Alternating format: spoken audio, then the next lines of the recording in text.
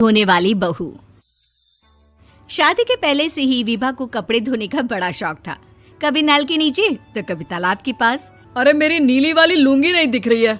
विभा की अम्मा, कहाँ रखी है लुंगी? अरे वो तो विभा ने परसों ही धोकर रखी थी आपकी अलमारी में, देखो वहीं होगी। वो ना मैंने आज धो दी, मुझे लगा कि गंदी हो गई होगी। अरे कैसे गंदी हो गई थी? उसे तो मैंने पहना भी नहीं। हे भगवान, इस लड़की के कपड़े धोने की आदत से परेशान हो गया हूँ मैं। जितना तो घर में राशन नहीं आता, उससे कहीं ज्यादा डिटर्जेंट पाउडर का खर्चा है।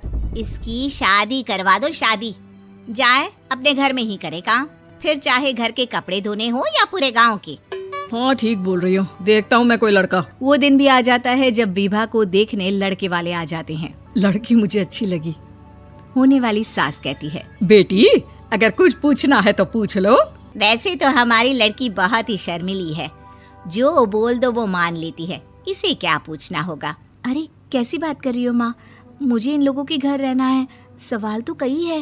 हाँ हाँ बेटा, पूछ लो ना, क्या पूछना है। आप लोगों के घर कपड़े कौन धोता है? सास का मुंह बन जाता है। देखो, अगर तुम ये कहना चाहती हो कि तुम्हें कपड़े धोने नहीं आते तो सुन लो, कपड़े मैं ही धोती हूँ, लेकिन तुम्हारे आ जाने के बाद मैं रुमाल तक नहीं धोऊंगी। अरे चुप रहना भाग्यवान, बहू बेचारी घर आई नहीं, उसे डराना शुरू कर दिया। वो क्या है ना बिटिया, अभी तक तो ये कल्लू की माँ ही धोती थी, लेकिन अब तुम्हारे पापा तो दहेज में वॉशिंग मशीन देंगे ही। तभी विभा की माँ बोल पड़ती है, सवाल भी पूछा तो क्या। वैसे भाई साहब, मशीन की तो फिर भी कपड़े धोने की कैपेसिटी होती है। मतलब जो बिटिया दे रहे हैं ना विभा, इसे कपड़े धोने का बहुत शौक है। ये आप लोगों के क्या, आस पड़ोस गांव मोहल्ले सबके कपड़े धो दे और उफ तक ना करे। बाहर देखा नहीं आपने कितने कपड़े सूख रहे हैं? सब हमारी बिटिया ने ही तो धोए हैं। बस भी करो ना माँ, शर्म आ रही इतनी तारीफ सुनकर। और तो और एक दाग निकाल कर दिखाओ तो मान जाओ। हाँ अच्छा, माफ करना बेटा, मैंने गलत समझा। हमें तो रिश्ता बहुत पसंद है। और ऐसे जुड़ जाता है रिश्ता कपड़े धोने का शौक रखने वाली विभा का। उसकी शादी हो जाती है कोयला फैक्ट्री में काम करने वाले कल्लू के साथ। शादी के बाद अचानक विभा चिल्लाती हुई सास के पास आती है। सासू माँ, अरे सासू माँ कहाँ है आप? ये तो धोखा है, धोखा दिया आप लोगों ने मुझे। इसे ससुर के चक्कर के बारे में पता चल गया। अरे तो उसमें तुझे क्यों धोखा मिला है? अरे नल में पानी नहीं आता, कपड़े कैसे कब धुलेंगे? अच्छा, तू पानी नहीं आ रहा उसकी बात कर रही है। तो आपने क्या सोचा? कुछ नहीं। अच्छा, तेरी माँ ने कहा था कि कपड़े धोने का शौक है तुझे, याद आया मुझे। शौक बोलकर कपड़े धोने वाले मेरे जुनून को कम ना आके सासू माँ, कपड़ा धोना मेरा गुरूर है। तभी पति भी वहाँ आ जाता है। अभी मैंने इसे सनी देओल की फिल्म दिखाई है, उसी के डायलॉग मार रही है माँ। अच्छा सुन, साफ साफ बता रही हूँ, पानी सुबह 4 से 6 और शाम को 10 से 12 आता है, समझी? विभा टाइमिंग सुनकर हैरान हो जाती है। ये क्या भूतों का मोहल्ला है? सुबह 4 बजे उठकर कौन कपड़े धोता है? 4 बजे टंकी में पानी जाता है, फिर सारा दिन धोना ना, किसने मना किया? अरे कैसी बात कर रही हैं? 200 लीटर की टंकी में कितने कपड़े धो लूंगी मैं, सुबह ही उठ जाऊंगी मैं। अब क्या था, विभा सुबह 4 से लेकर रात के 12 बजे तक कपड़े ही धोती रहती। एक रोज सास पड़ोस से निकलकर कहीं जा रही होती है कि साथ वाली कहती है, हाँ कल्लू की माँ, जरा ये बताओ कि 2 साड़ी है, 2 ब्लाउज और एक पेटीकोट और एक नाड़े वाला लंबा कच्छा। हाँ तो?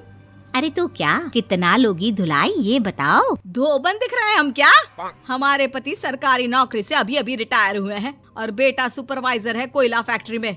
धोबन समझ रखा है हमें?